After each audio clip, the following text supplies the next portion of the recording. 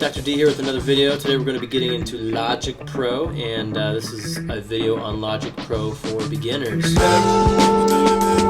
Okay, so when we get into Logic Pro and open a new project, you have several options for different templates, but we're going to jump in with an empty project right here. And here we are. So when Logic first opens up, it prompts you for creating a track. There are essentially three types of tracks you can deal with in Logic. There's a software instrument, which is like a MIDI instrument. There are audio tracks, which can be either a microphone or a guitar that's inputted into your interface with amp modeling stuff. And then there is a drummer. We're just going to start with an audio track, and we're going to hit create here. Okay, cool. So let's take a little tour around Logic Pro. Now I'm in the basic mode. There is an advanced mode. If you go to the preferences, which is under Logic Pro X preferences, or if you use Command comma, you can turn on advanced tools, and that's going to show a whole range of more tools. But since this is a beginner video, we're going to keep it with the basic setup, and we'll get into more detailed stuff in another video. Okay, first of all, let's cover all the stuff that we see. Up on the top left corner, there are three boxes up there. The first one is the library, and that basically, there's kind of a browser of different patches and different settings for that instrument. The I button up there is the inspector, and what that does is it shows you your fader view, which has like the meter, your panning knob, the fader, the input of your track. If you have several inputs on your interface, you can choose the audio input. You can put plugins. You can use EQ. Audio effects is going to be your different effects, plugins and whatnot. You can do sends and solo, mute, record, enable, all that kind of stuff down here. Down here where you have solo, mute, and record, enable, guess what? S is solo, M is mute, R is record, enable. Or just start recording like it just did there. This little help menu thing basically brings up this functionality where it shows you little yellow boxes that pop up and tell you exactly what everything is. So if you're new to Logic, that's a great way to kind of get a tour of your own. Just have that engaged until you can't stand it anymore. Okay, so there are a couple other things. There's the Smart Control, which will give you kind of a dialog box view of whatever device you're working with. There is the Mixer, which will show you the kind of like the channel strip, like the fader view of all of your different tracks. Then there's the Editor, which is a little scissor thing, and that shows you kind of a quick, like a up and close personal window at the bottom where you can edit either MIDI or you can edit audio tracks. There are keyboard shortcuts for all three of those. Awesome. Let's go over here to the transport area. So this is kind of your main play, stop, backwards, forwards, record, loop, series of controls for starting and playing audio. Some keyboard shortcuts that are kind of cool. If you use the period or the comma, kind of like left and right, period, comma, that's the same as using the up, reverse and forward buttons. The play button is usually just the space bar, play and stop. On most DAWs is space bar. Record, that's going to be R, and then your loop is C.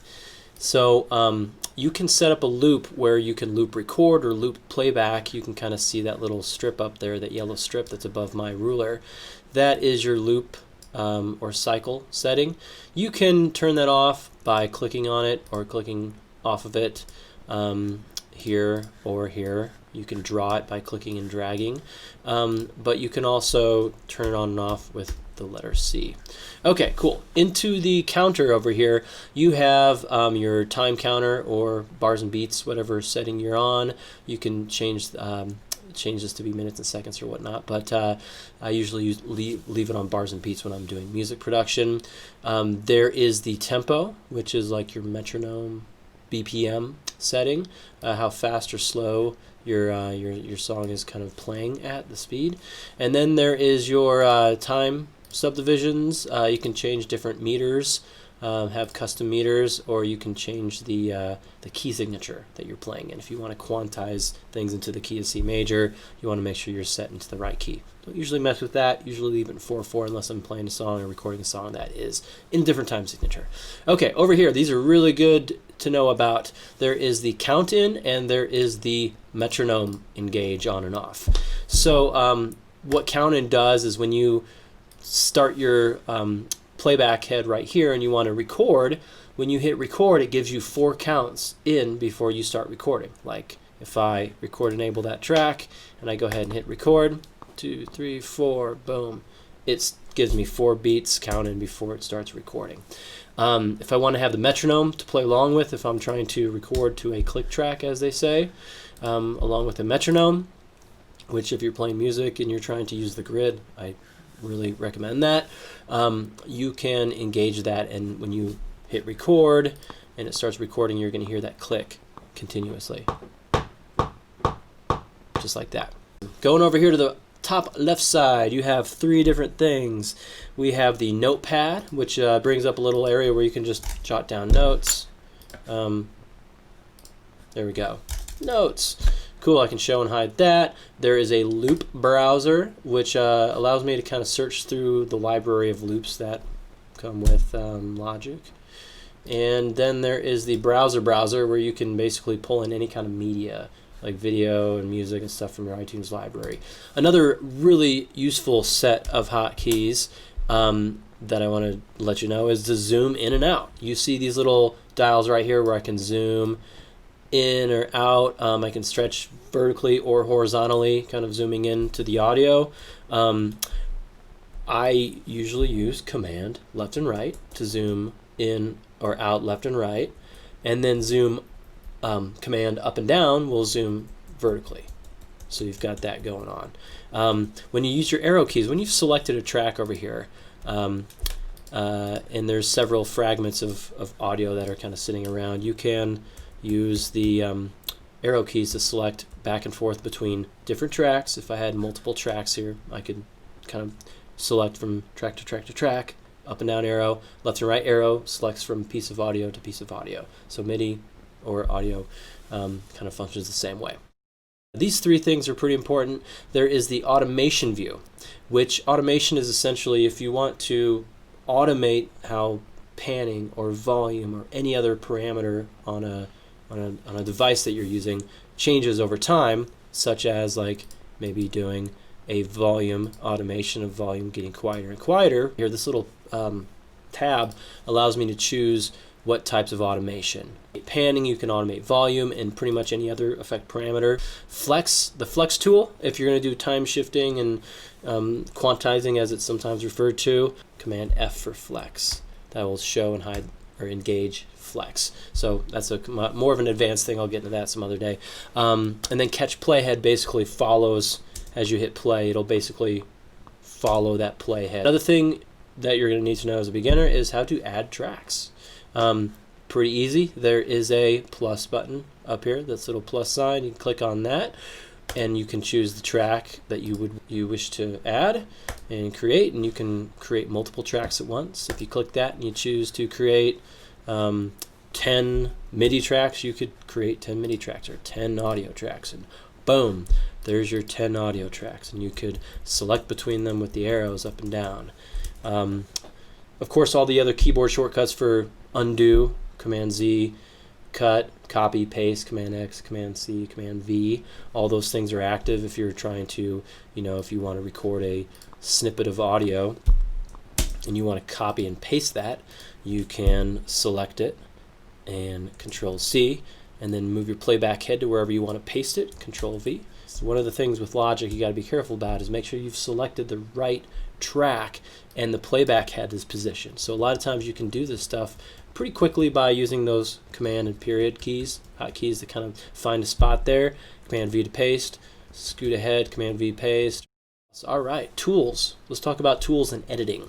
So if I want to edit, most of the time I want to work within the editing window. So Command E will bring up that editing window. And this is very similar in look to the window up here at the top. There is a button at the top where I can choose several different tools. These are all my tools. So the pointer tool is essentially like when I grab something, select something. The pencil tool is useful for drawing automation. Most of the time that's what I use for. If I have my automation window open and I want to do a drawn in volume automation, I engage that pencil tool and I can use that. Anywhere else there's like automation lanes that you're trying to make adjustments to. So that's the pencil tool. Let me hide automation. And then there's the eraser tool, which will erase. I can basically click on something, and a lot of times I just probably want to have it not show me that every single time I erase something or copy something. So you can check that box. Eraser tool, text tool. If I want to rename a track, I can click with the text tool and rename it whatever I want. Piece of audio, I can do it with the track by double clicking on the track name, and it gives me the option to edit the track name right there. Scissor tool, that's for splitting audio. So if I'm zoomed in here and I want to make a separation between that piece of audio or that segment and this segment and break it into two little audio files so I can move it around, I can do that. Grab the pointer tool and move this wherever I'd like. So that's the scissors tool. The glue tool is kind of nice when you want to repair an incision that you just made like that. And the way that works is I need to hold down Shift and select both of these at the same time, and it heals it, basically joins those together again. So if I have two separate tracks, I need to hold down Shift and click on one to the next. There it goes. Yeah. All right. Mute tool, that will mute any piece of audio that I've selected. Zoom tool will zoom in. Fade tools, this is actually a useful one right here. The fade tool will, the way it works is you engage the fade tool, and then you're going to basically click and drag and draw across the portion of the edge of the audio, piece of audio that you want to have a fade to. And then from there you can change kind of the slope and the fine-tune adjustments of that with your mouse. You see those little buttons that show up there, so you can add fades and then kind of adjust the angle of them and all that good stuff just by being in the center here with this symbol, or being up at the top where you see those little bubbles to grab. All right, fade automation select tool. That will, I don't know, I never use it. I'll skip ahead. That's kind of more advanced, and all this other stuff is not really that useful either. So cool. So that was editing. All that can happen down here in the editing window as well. So if I grab my pencil tool and show automation, I can do my automation stuff. I can get out of my automation lane. I can do scissor tool, and I can split things, and I can repair things. I can do all those same things, but more in a zoomed in manner. So a lot of times it's a little tricky with Logic. I might have to zoom in and find my little spot that I'm working with up here, and then kind of it helps me visualize it when I'm down here in the more zoomed in manner. Sometimes you can be like way over on a different part of the track and you're editing something that you don't see above you, so it's a little tricky. But the functionality is basically the same within this window as it is up here. Your keyboard shortcuts for zooming in and zooming out and all that good stuff, it's the same as if you click in this window or you click up in that window. It's going to be active in those two different windows. Okay, cool. Let's see here. Recording and editing MIDI is pretty simple as well. You hit record on a MIDI track, you set your count in, you figure out where you want to start recording, you hit record, gives you a count in, 2, 3, 4. And then starts tracking MIDI. The MIDI editor shows up down here in place of the audio editor, and with MIDI you can essentially select groups of notes by dragging and selecting over them. You can trim the notes by going on the edges of those, just like you can trim audio. If you go into the top window or bottom window with the piece of audio, as an example, let me show you that. Here's some audio, and I'm going to need to be back to the pointer tool here, but if I put my cursor on the edge of a piece of audio. Let me zoom in so you can see this a lot better. If I want to trim that audio, I want to be on the bottom half of the edge of this piece of audio, and that allows me to trim out or trim in from either of these edges of a piece of audio. And it works the same way with MIDI too. I can trim the edge of a MIDI region. I can trim the edges of MIDI notes just like that with that same trim tool when it becomes active and looks like that, the little bracket.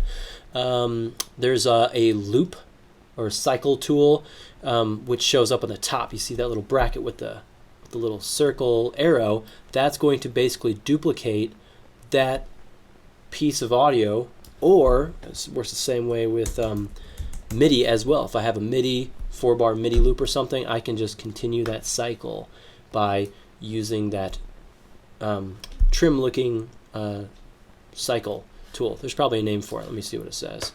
Loop pointer. There we go. Exactly what I was thinking. All right. Anyway, cool. So yeah, with MIDI, real quick with MIDI, you can select and move bars around. If you engage your pencil tool, you can literally draw in parts of MIDI notes. If you like penciling in MIDI by hand, back to the pointer tool. If I select a MIDI note, I can change its velocity, which is its volume, or the dynamics of it, by selecting the specific note and then changing the velocity over here. So I can edit velocity, which is dynamics. I can edit the length of the note. I can also do some quantizing stuff. That's more of an advanced thing I'll talk about in another video. But basic MIDI editing, when you play MIDI, essentially it just starts tracking the notes that you hit on the keyboard and records it much like it would record audio. Okay, that'll do it for today's video. Keep producing music, don't change, and subscribe, and we'll see you in another video. Peace out.